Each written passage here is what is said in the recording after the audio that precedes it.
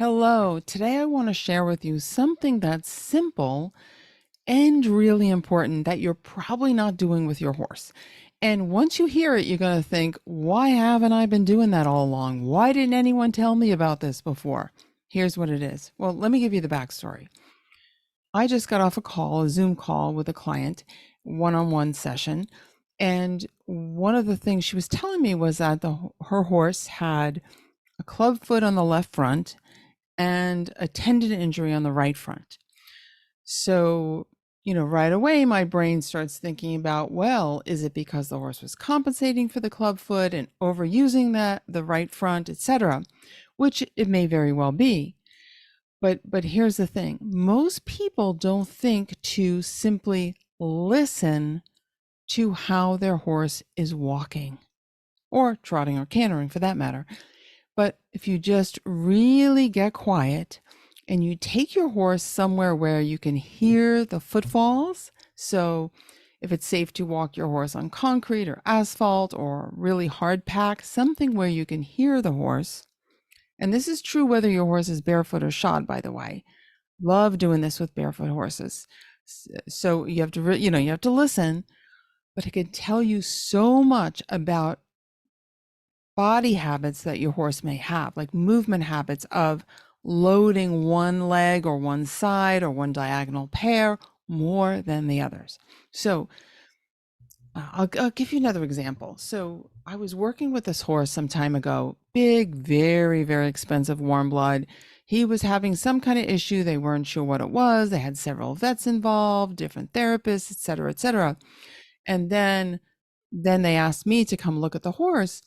And first thing I did was not to look at the horse, but to listen to the horse. And I mean by that, I asked the groom to take the horse somewhere where I could hear his footfalls.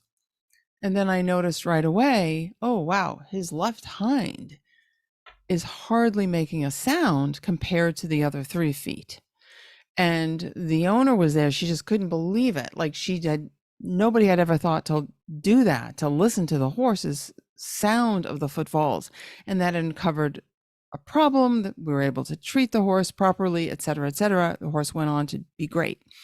So, well, the horse was already great, but went on to be able to be more comfortable and athletic and all that stuff.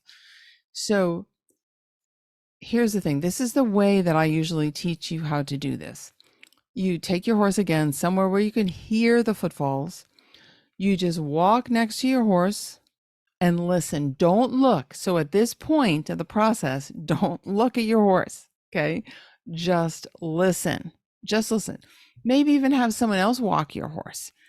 Have someone else walk your horse and just listen. So in that, if you have someone else walk your horse, you can close your eyes and just listen.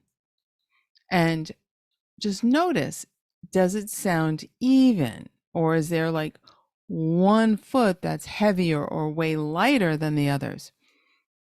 Or again, it could be two, And then, okay, so you may have noticed something interesting, or you may not. You might think, I don't know, the horse sounds even to me. That's fine.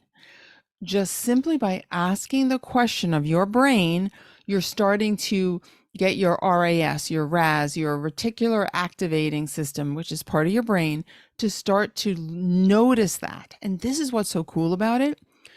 If you do this exercise once in a while, and again, you're training your brain, that RAS, that RAS, to notice these things. So then one day you might just be walking your horse, not thinking about this at all. And you think, something doesn't seem right, doesn't feel right. And what it is your brain has picked up there's some discrepancy in your horse's footfall. What I love about this is it can help you prevent a problem. So instead of getting to the point where your horse is constantly overusing one limb and then ends up with a tendon or ligament injury or muscle strain or whatever, you can notice it ahead of time. Okay. So it's really, really nice to do this. And then again, okay, so I had you listening to your horse, not looking. Now you can look, you do all the things. You notice not only just the sound, that the horse is making, but look now, look and see, are the hooves coming down in the same way? Like sometimes I'll notice something that's so subtle, and it's like a little, like there's like a little extra step, I'll call it, like a little movement in the fetlock that's different from one leg to the other. Or sometimes I see it in both, but it's not something you see in all horses, I'll put it that way. And often that can precede an issue. So if I can bring it to the person's attention, they can talk to their vet, or I could help the horse with that myself, then we're all good. So again, we're looking to prevent as much as possible any, overuse injuries, because what happens is, again, we get into habits. Horses get into habits the same way we do. So we start to load one leg or one pair of legs more than the other, and over time that leads to damage and stiffness even on one side. Sometimes horses are just stiffer. It's very common, right, that there's like a more flexible side and a stiffer side, and people just take it for granted that that's the way horses are.